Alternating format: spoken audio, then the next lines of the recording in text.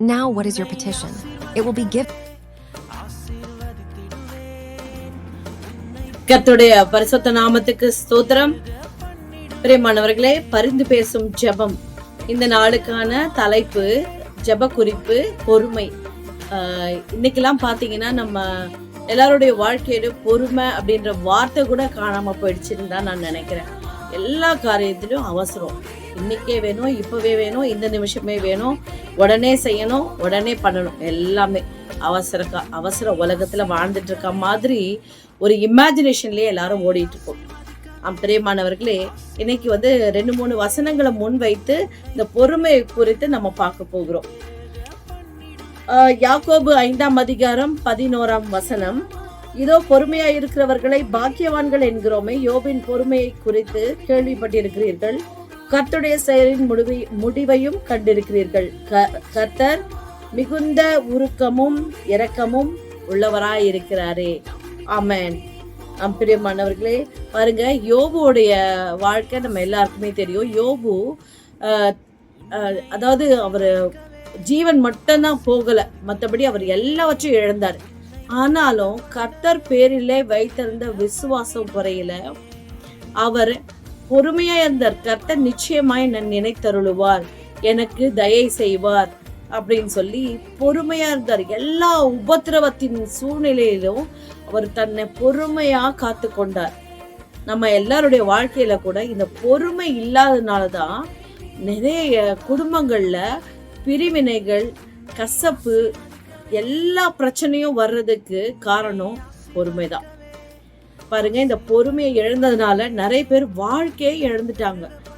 அதாவது மறித்து கூட போயிருக்காங்க. நிறைய பேர் அவசரப்பட்டு முடிவெடுத்து தற்கொலை செஞ்சு இப்படி தன்னுடைய சந்தோஷமா வாழ வேண்டிய கிறிஸ்து நமக்காக வைத்திருக்கிற அந்த வாழ்க்கையை இழந்து போனவர்கள் அநேகராயிருக்கிறார்கள். பெரியமானவர்களே, கலாத்தியர் 5:22-23 வசனத்துல பாத்தீங்கன்னா 9 கனிகளை குறித்து சொல்லப்பட்டிருக்கிறது.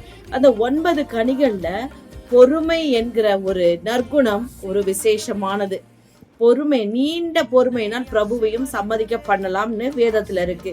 அந்த பொறுமையை கொண்டு நிறைய விஷயங்களை சாதிக்கலாமாம். பிரியமானவர்களே, இன்னைக்கு நம்ம வாழ்க்கையில கூட பொறுமை இல்லாம அவசரப்பட்டு பேசியோ செய்தோ எனக்கு நான் நினைக்கிறதெல்லாம் வேணும், அதுவும் ஒரு பொறுமை இல்லாத தன்மை தான். நான் இன்னைக்கு என்ன சாப்பிடணும்னு நினைக்கிறேனோ அது இன்னைக்கு நான் சாப்பிட்டு ஆகணும். நான் இன்னைக்கு எங்க போகணும்னு நினைக்கிறேனோ அது போகணும். நான் என்ன செய்யணும்னு நினைக்கிறேனோ அதை செஞ்சாகணும். இது எதை வெளிப்படுத்துது? பொறுமை இல்லாத தன்மைய. பொறுமையா இருந்து அதை பத்தி ஆராய்ந்து இது எனக்கு தேவையா இல்லையா, இது ஏதாவது பின்விளைவுகளை ஏற்படுத்துமா, சிந்தித்து நிதானமா செயல்படணும்னு ஆண்டவர் விரும்புறார். நிதானமாய் நடக்கிறவன் பத்திரமாய் நடக்கிறான் என்று பார்க்கிறோம். இந்த 9 கனிகள்ல பொறுமை மிக அவசியமாக சொல்லப்பட்டிருக்கு. அடுத்தது பாருங்க, ரோமர் 12:12 நம்பிக்கையிலே சந்தோஷமாயிருங்கள், உபத்திரவத்திலே பொறுமையாயிருங்கள், ஜெபத்திலே உறுதியாய் தரித்திருங்கள்.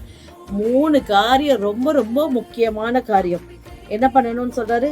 நம்பிக்கையிலே சந்தோஷமா நம்புங்க.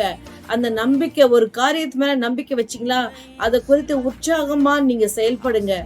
சந்தோஷமாயிருங்க, கர்த்தருக்குள்ளாக சந்தோஷமாயிருங்க.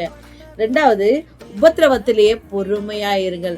இந்த உபத்திரவம், ஒரு பாடு, கசப்பு வரும் பொழுது பொறுமையா இருக்கணும்னு சொல்லி ஆண்டவர் நமக்கு இன்னைக்கு கற்றுக் கொடுக்கிறார். எத்தனை சூழ்நிலை வந்திருக்கு வாழ்க்கையில. அப்பெல்லாம் நம்ம என்ன செய்யறோம்? அவசரப்பட்டு தப்பா வாழ்க்கையில நிறைய காரியங்கள் நடந்துருச்சு. இனி அப்படியெல்லாம் வேணாம், பொறுமையா சிந்தித்து செயல்படுவோம். 3வது, ஜெபத்திலே உறுதியாய் தரித்திருங்கள். நம்ம சிந்திச்சு பார்க்கணும், ஜெபத்துல உறுதியா இருக்கோமா? ஜெபத்துல நம்மளே ஸ்டெடியா இல்ல, வேத வாசிப்புல நம்மளே உறுதியா இல்லைன்னும் பொழுது நம்மளை சுத்தி நடக்கிற காரியங்களை நம்ம அதிகமாய் சிந்திக்க கடவோம். ஒரே ஒரு உதாரணம் சொல்லிவிட்டு நான் ஜெபத்துக்குள்ளாக போக விரும்புகிறேன். அதாவது பிள்ளைய பெற்றெடுக்கிற தாயானவள், அதாவது கர்ப்ப காலத்துல பாத்தீங்கன்னா ஒரு 3 மாசம் 4 மாசம் ஆகுது. சரி வேணாம், ஒரு 7 மாசம் ஆன உடனே, இதுக்கு மேல என்னால வெயிட் எல்லாம் சுமக்க முடியாதுப்பா, இது என்ன இது, இந்த குழந்தைக்கு ஏத்த மாதிரி பார்த்து சாப்பிடணும், இப்படி நடக்கணும், இப்படி இருக்கணும், அப்படி இருக்கணும், எத்தனை டெஸ்ட் எடுத்துட்டு போர் அடிக்குது, போதும் இந்த வெயிட்டை சுமந்துட்டு எனக்கு பிடிச்ச ட்ரெஸ்ஸை போட முடியல அப்படின்னு சொல்லி ஒரு பெண்ணாவது இந்த குழந்தைய வெளியே எடுத்துருங்க அப்படின்னு சொல்ல முடியுமா? பொறுமையாய் இருக்கிறவர்கள் பாக்கியவான்கள். பொறுமையாய் இருந்தது நிமித்தமாதான் அழகான பிள்ளையை அவள் பெற்றெடுக்கிறாள் என்று நாம் பார்க்கிறோம் பிரியமானவர்களே. அப்ப நமக்கு வாழ்க்கையில பொறுமை எவ்வளவு அவசியமா இருக்கு பாருங்க. இந்த பொறுமையை ஆண்டவர்கிட்ட கேட்டு பெற்றுக்கொள்ளுவோம் ஜெபத்தின் வாயிலாக. சர்வ வல்லமை உள்ள தேவனாகிய கர்த்தாவே, நன்றி ஆண்டவரே, நன்றி அப்பா, நன்றி அப்பா, நன்றி அப்பா. ஸ்திரீயானவள் ஆண்டவரே பிள்ளையை பெற்று எடுக்கும் அளவும் ஆண்டவரே எத்தனையோ காரியங்களை சகித்து பொறுமையாய் இருந்து ஆண்டவரே அழகான பிள்ளையை பெற்றெடுத்து உமக்கு சாட்சியாய் தாயும் சேயுமாய் நிற்கிறார்களே, அதுபோல ஆண்டவரே நாங்களும் எல்லா காரியத்திலும் நீண்ட பொறுமையினால் பிரபுவையும் சம்மதிக்க பண்ணலாம் என்று சொன்னீரே தேவனே. அப்பா, உம்முடைய ஞானத்தை எங்களுக்கு தாங்க, உம்முடைய பொறுமையை எங்களுக்கு தாங்க.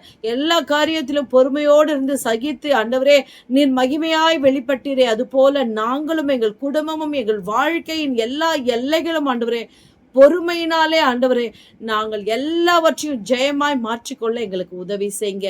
இயேசுவின் மூலம் ஜெபிக்கிறோம் பிதாவே, ஆமென்.